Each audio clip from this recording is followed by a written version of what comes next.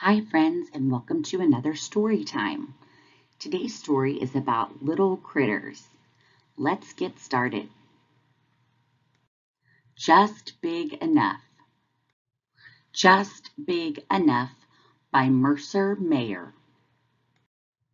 Every morning on my way to school, I always sit in the same seat on the school bus. But this morning, a big kid took my seat.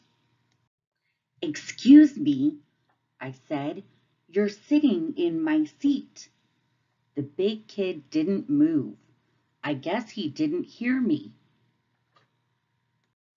At recess, I wanted to play football with the big kids, but they said I couldn't play because I was too small.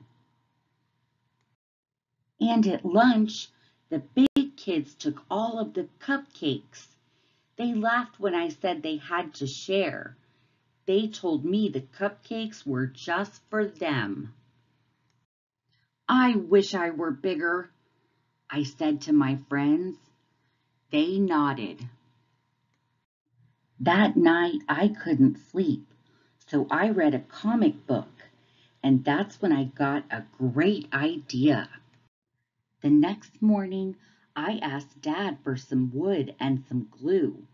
Mom gave me tinfoil, and little sister let me have a jar of her glitter. "What are you making?" asked little sister. "A growing machine," I said. I worked on the growing machine all morning. When it was finished, I sprinkled glitter on it so it sparkled like the one in the comic book I had read. I made a helmet out of tinfoil. Then I put on my helmet and climbed into the growing machine. I sat in the growing machine all afternoon. I even ate my lunch there. When it became dark, Dad said it was time to come home. "Did I grow?" I asked. Dad shook his head and said, "Not yet." "Maybe I should sleep in the growing machine," I said. Dad didn't think that was such a good idea. The next day, I went to Grandma and Grandpa's farm. "What's the matter, little critter?" asked Grandpa.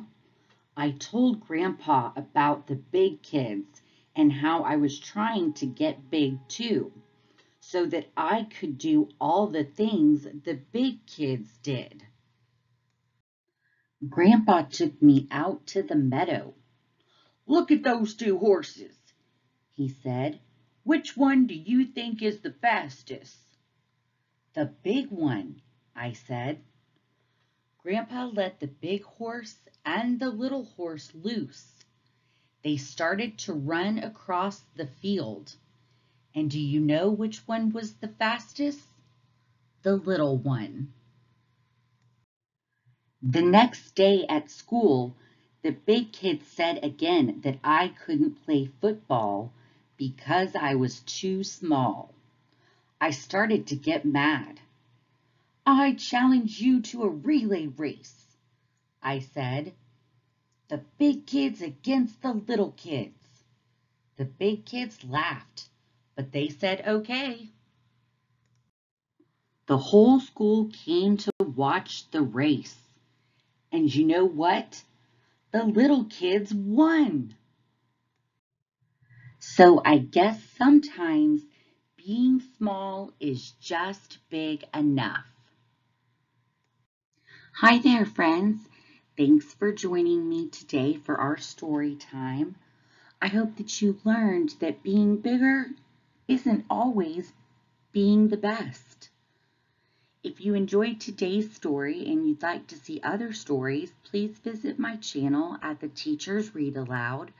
Please hit the like and subscribe buttons. And if there's a book you want me to showcase, please leave me a comment. Thank you. See you next time.